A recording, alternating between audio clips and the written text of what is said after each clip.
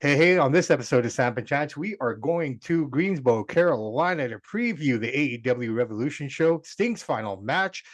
So, guys, strap in and enjoy the predictions.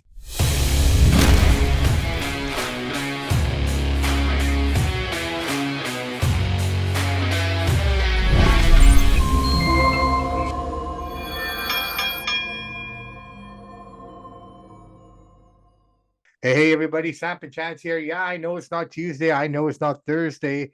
But guess what, Chance? We forgot to talk about AEW Revolution and take a look at that show and preview it. Yeah, here we are, man. How you doing? I'm doing good. Yourself? Not bad at all, brother, man. Not bad at all. Why don't we just cut right to the brass tacks and talk about this show?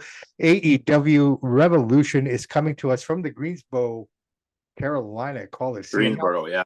Now, if you think about it, I was thinking about this, Chance, before we get into this a little deeper. Madison Square Garden, the Greensboro Coliseum.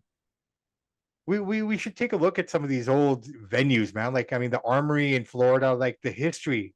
Um, you know what I'm saying? Like Maple Leaf Gardens even has a rich history of wrestling. So it's kind of apropos that Sting is having his final match in a very WCW kind of mainstay, kind of Well, I home think base. and the main reason they're doing it, that's where Flair and Sting had their iconic match too, right? So it all ties in. That's why Flair is here too in the Yeah. main event. So yeah, there's a lot of moving parts here. Lots of moving parts here, man, but it should be an interesting show. All right, let's get right into it. Let's go into the very first match here. Tornado match for the AEW Heavyweight Championship title. We are looking at, or sorry, triple threat match for the AEW World Championship. We are looking at Samoa Joe versus Hangman Page versus Swerve Strickland. We know that Swerve and Hangman have had a pretty good rivalry going into last year, coming into this year. And Samoa Joe is kind of the guy that's kind of in there as well. How do you see this match playing out? Well, first of all, I got to give hats off to Hangman Page for that great acting job that he did on Dynamite, coming out with the crutch and really selling his injury. You don't see that much in wrestling, AEW or WWE. So he's actually standing out more than Samoa Joe and Swerve Strickland going into this match. With the injury, that's going to play a factor here. You never know what the AEW, what Tony Khan's thinking, right? But I think that I think Samoa Joe will retain. But I really like the story they're building here with Hangman Page, really, really selling that injury with the crutch. He did a good performance on Dynamite. I thought he was the best. He did a lot of vignettes on Dynamite and only had 4 matches. Kind of trying to pump up this show coming up on Sunday. So yeah, I have Samoa Joe is going to retain, but it should be a good match. Yeah, I'm going Swerve Strickland. Could be, yeah. The reason being is because just from the history of watching AEW that I have had, I know that Hangman was world champion at one point, and it didn't translate well. You know what I mean? Like it just. But he's not a heavyweight champion. That's why. Well, that's the thing, right? But I just feel that with MJF probably close to the horizon, and the kind of seeds that they've been planting with him and Strickland. I almost get the feeling that it's probably going to go that way because I mean the storyline with Samoa Joe and MJF. It's pretty deep as it is already. They've gone back and forth. Swerve is a new kid on the block. He's kind of hot. Everyone kind of digs on him, and he's kind of bringing in that demographic that they kind of like a little bit as well. I'm not gonna say you're wrong. I don't think Hangman plays Victor in here, but I feel that Swerve would win. But I wouldn't be surprised if Well, the Samoa reason why I'm walks out saying of it. he's mid-40s now. He's not going to have another title run again. This is probably it for him. So I think they let him have it a little bit longer. He hasn't had it for that long. You could be right, though. Swerve's up and coming. He's the popular guy. But yeah, we'll see what happens. This should be a good match. Yeah. All right, let's move on to the next one. TNA Championship match. Christian Cage versus Daniel Garcia. Christian is playing the ultimate heel right now. Cheat to win, everything, you name it. This guy he never seems to lose. Even when he loses, he still walks away with the title. Example, when Edge beat him one, he still was able to somehow swindle it out of his hands at the end of the night and still remain champion. So, this is a tough one. I really feel that, in my opinion, I think Danny Garcia should win this one just because he's, again, up and coming. And if AEW is all about the up and coming scene and the wrestlers, trying to promote guys, I really feel that Daniel Garcia should probably win this one. That's who I'm going to go with. But that being said, the way he operates, I can see Christian continuing on with this reign. You? I got to call a ball, and strike a strike. I don't even know what the purpose of this match is. Christian is early 50s. He's old. He's slow. I get it. He's a veteran. He's a Hall of Famer. I'm not disparaging his career, but right now he doesn't move that well. He just looks old and frail. To me, when I look at Daniel Garcia, he looks like somebody that should be on the independent scene. He looks indie-rific. I'm not saying he doesn't have talent, but I don't understand. I get these. Christian is going to bring the young guy up and teach him how to work. But to me, this match shouldn't even be taking place. I mean, Christian, I think, needs to hang it up. He's just too old and slow. And Daniel Garcia, I don't even think he's worthy to be in the AEW TNT Championship match. He's just too young. He's too green. He's too indie-rific, as I like to say. So, but to pick a winner, yeah, you got to give it to Daniel Garcia. You got to give it to the young guy. But I'm not looking forward to this match. I think this is Tony Khan again, taking these real indie guys out of the bingo halls and bringing them up and putting them on TV just because they're little guys and he's a little guy. And this is why people crap on AEW when they see this kind of stuff. And but Garcia will win. But I'm not looking forward to this match at all. Yeah. Okay. So hate to be both so on harsh, but Garcia? I got to tell the truth, man. It's just Bro, it's that's ridiculous. fine, bro. And that's what we do here, man. We're non-biased. We tell it like it is. I mean, if it's good, it's great. If it's not, then it's not. I mean, straight up, man. If we were here to make friends, then we wouldn't have any, Exactly. right? Continental, Garcia. the Continental Crown Championship match: Eddie Kingston, champion, versus Daniel O'Brien. If Daniel O'Brien wins, he has to shake Eddie Kingston's hand. So this story's been going on. Let's break almost down what the AEW Continental Championship is. What I think is a kind of a cheesy belt. This is the ROH belt and the New Japan belts in one. Yeah. This is like boxing, WBC, WBO, the IBF stuff. I get it. So what happened was here is Kingston had the New Japan belt already, and then they started this tournament for this new title that they were coming out with, and in the process somehow it all became that he'd put his title on the line too in every match, sort of a deal. No, I know why they have it, but yeah, no. I'm just explaining it so people know what it's all about. But the story with Eddie Kingston and Daniel O'Brien goes back 5-6 months here now. Like they've been going back and forth, back and forth. I don't know who's coming or going. I don't know who the heel or the face is half the time in this feud. It's really hard to tell, but it's accumulated to this point. My only problem with this match, Chance, and if we go back to Dynamite and take a look at it, and I think I talked to you about this off the air a little bit as well. Daniel destroyed him. He made him submit. He made him tap out, which makes me wonder why this match is even happening now. Like I've already seen him, like he's tapped out. He's pinned him. Why are you having the match this way? Why is because Tony Khan? These guys are about the same size as him, and he looks. People don't get that. He books the size that he is, just like how Vince does. People have to understand what's happening here. Eddie Kingston's the champ. I mean, Daniel Bryan's a great worker. Eddie Kingston always gets mad that he gets a lot of online hate. People make fun of his body, make fun of how he looks. But dude, these guys in the crowd drinking beer, hooting and hollering at you, are looking at you. These are construction workers. These are landscapers, whatever they do. They're in better shape than you, and they're paying to watch you. That says something about them, I guess, too. But so that's why they're dogging you. You're not taking your craft seriously when you have a body like that. And I'd never understood the hype about this guy. To me, I don't even think he should be in AEW. I know that's controversial because the indie fans love Eddie Kingston. Like they think he's like Hulk Hogan. The hype when I watch him, I can't stand watching him. The hype around this guy. The hype around this guy is this, man. It's very simple. When you look at that crew of Daniel Bryan, CM Punk, and a few of these other guys that were all indie guys before they all kind of came up, Eddie was the only one who wasn't elevated where the other guys were. And that was kind of the storyline there. Even with him and CM Punk, that was a storyline. Like, but dude, there's a reason why he wasn't good enough. I get it, but they made a story out of it. Yeah, that's what I'm saying, right?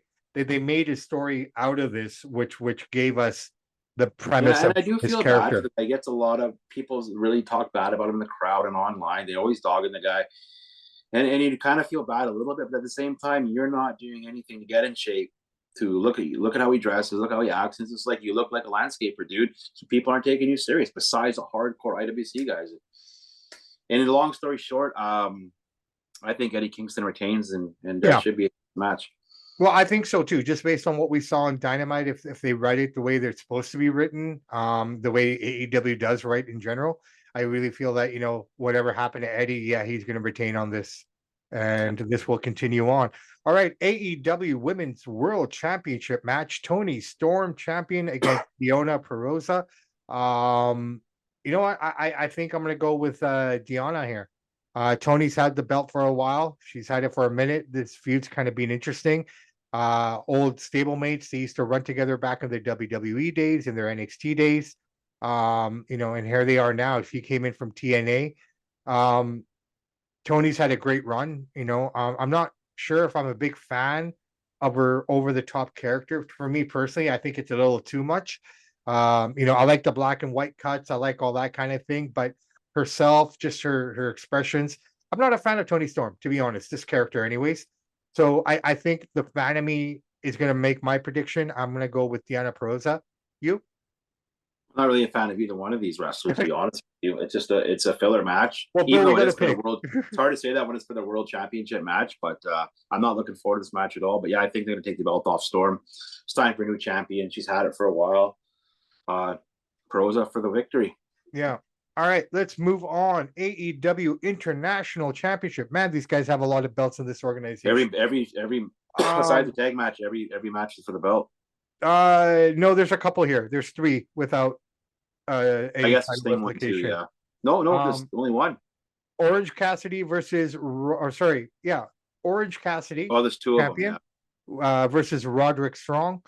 You know what? Cassidy just seems to keep winning and finding a way to win. I think this is going to be the time where he loses, man. I think Roderick Strong walks away with this title. Very simple. Yeah. He's definitely. I'll give Orange Cassidy one thing. He's definitely a unique character. Oh yeah. It's kind of goofy personally. The hand in the pocket. It just makes wrestling look so fake and so corny.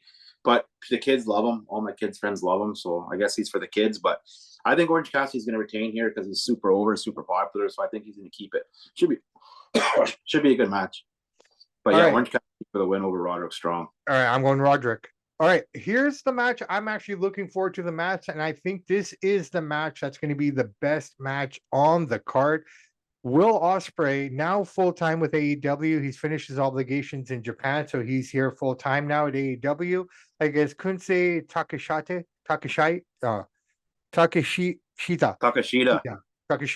Pardon me.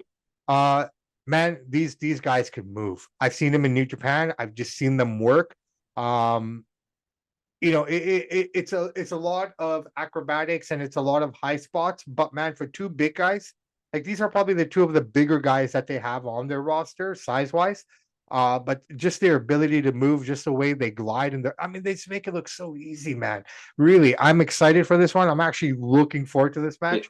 That being said, I think Will's going to walk away with the victory, just kind of coming in.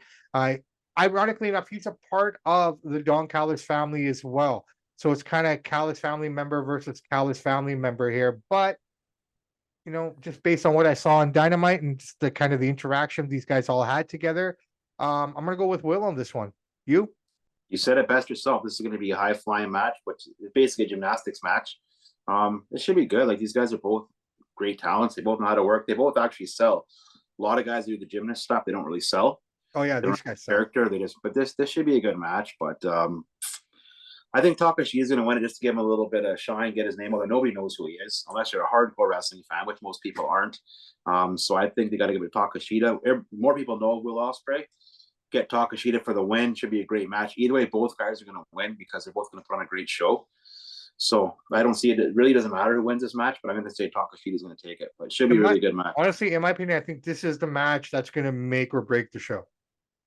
No, it's all about Sting, bro. No. I know it's about Sting, but even just match wise, like I think this is going to be the best match of the night.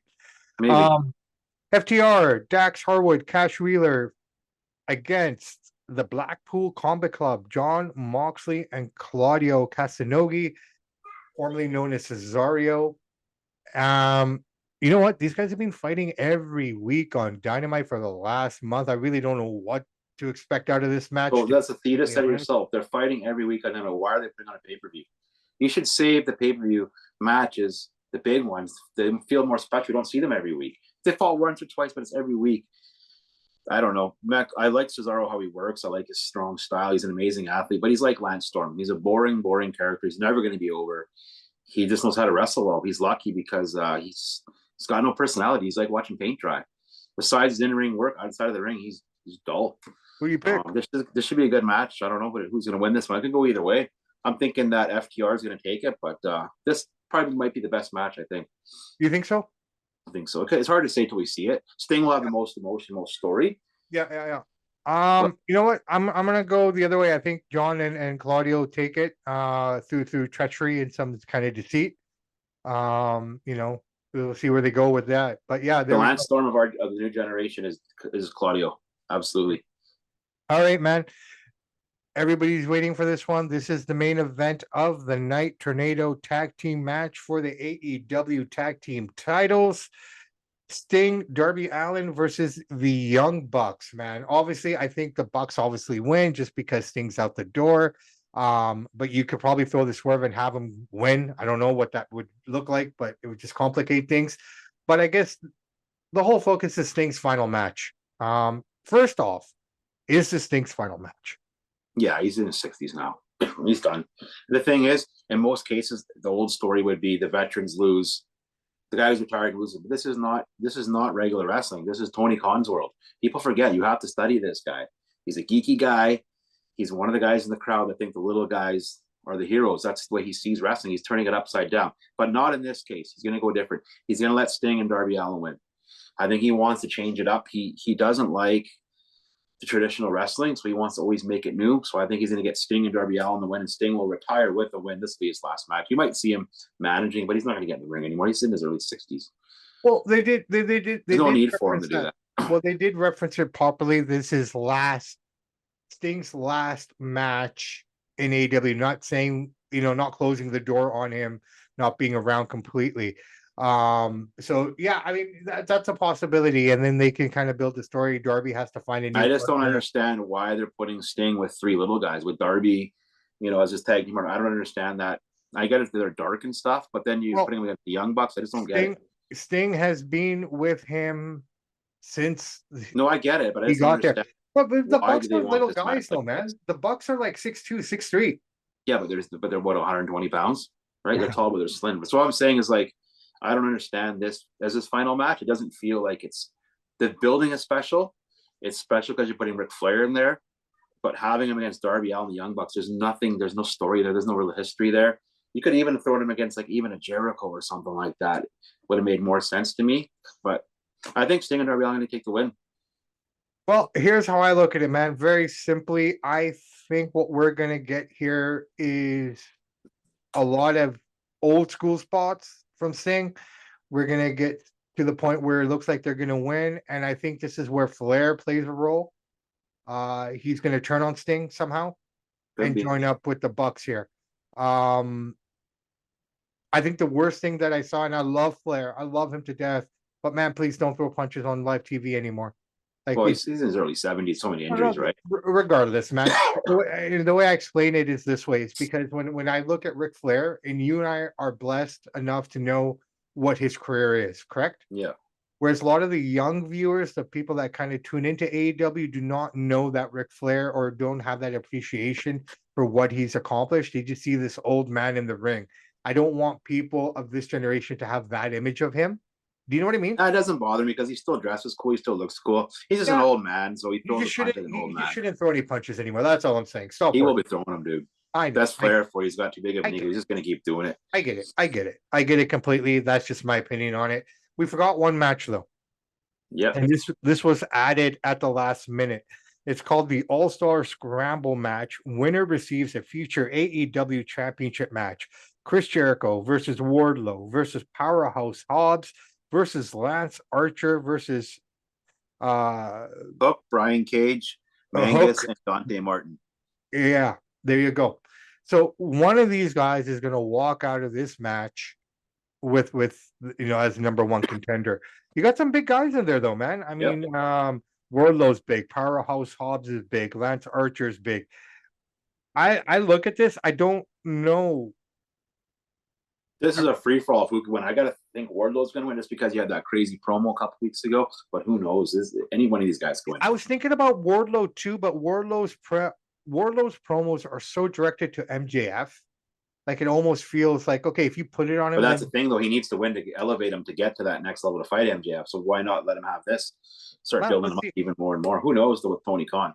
Well, you know what? I think right now, if you had to ask me who's going to win this one, I'd have to pick between Jericho and Wardlow myself. I'm going with Wardlow, but who Yeah, okay. knows? Well, I'll go with Wardlow too because my Should be heart. an all right. Should be an all right match. Yeah. All right, brother man. Well, you know what? That was. Well, we got to talk about Sting's career here. This is the whole reason we're doing this show, right? We got to throw this in. I've been hearing a lot of people calling into the radio, and they're comparing Sting to Triple H. And the only difference is Sting didn't marry Steph, but their careers are, Triple H, a WWE guy. Let's take out the management side of Triple H. He's a WWE guy. Sting's a WCW guy. It's similar size, similar builds, similar popularity. They were never the number one guys all the time, but they were almost there. The Sting was always behind Flair and Hogan, and Triple H is always behind Rock, Austin, and Michaels, and all those guys. They were never the quite top guys, but they were WCW got Sting. WWE as Triple H. That's why they had that match. People said that match didn't make sense, but you have to look at why that match happened. And Sting is definitely he's definitely one of the most iconic WCW guys ever. Top 3 or 4, I guess. And this is his last match. This is a big deal. This whole show is about this match. It's going to be the longest time allowed for the match. It's all about the story. They're going to build it up, hype it up, because this is it. It's an iconic Coliseum where he fought Flair. They had a classic match. People go YouTube that. And this is it for him. He's had a great career. He's going down as an all-time legend. Yeah, well, I mean, it's just too bad he didn't do more in WWE. He wasted a lot of time in TNA where he should have been in WWE, but egos, at least he was around. Egos, right? I mean, if you think about it, yeah, okay, Triple H did have his time in WCW, but it was minimal. But he was nobody there. Right. But what I'm saying is, if you think about it, those are the two guys that were the bread and butter for each company. If you think about it, a lot of the guys jumped around, right? I mean, for the most part. Well, I don't know if they're the bread and the butter, but they're the most long stays. Well, that's what I'm saying. They're the most constant thing for each company, right? And I mean, outside of Goldberg, you would have to say Sting is probably the best thing they ever created out of WCW. I don't know. No. The number one thing they ever created was NWO, man. That was the hardest. No. Character as an individual character. Hollywood Hogan. As an individual character, like homebred. Yeah, Hollywood Hogan.